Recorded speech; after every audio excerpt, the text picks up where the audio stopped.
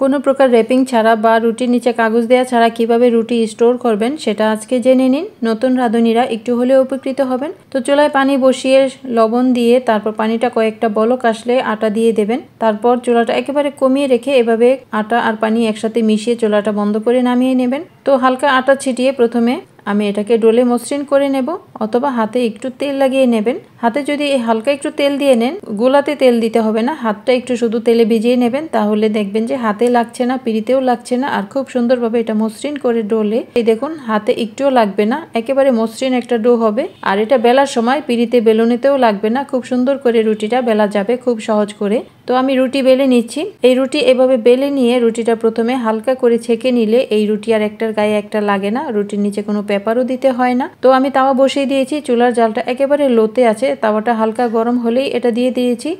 কয়েক সেকেন্ড রাখবো, কালারটা চেঞ্জ হলে উল্টে আরো কয়েক সেকেন্ড রেখে তারপর নামিয়ে নেব। তারপর সবগুলো রুটি পুরোপুরি ঠান্ডা হলে বক্সের নিচে একটা পেপার অথবা কাগজ দিয়ে সবগুলো রুটি রেখে রুটির উপরে আরেক টুকরা কাগজ দিবেন, এতে করে যখন ফ্রিজ থেকে ঘামবে ওই কাগজটা ভিজবে, রুটিগুলো ভিজবে না। তো এইভাবে এক সপ্তাহ পর্যন্ত রেখে খেতে পারবেন। পরোটা হিসেবেও ভেজে খেতে পারেন বা নর্মাল রুটি হিসেবেও তেল ছাড়া ছেঁকে খেতে পারেন। ভালো থাকুন, সহজ সহজ রেসিপি পেতে সাথেই থাকুন।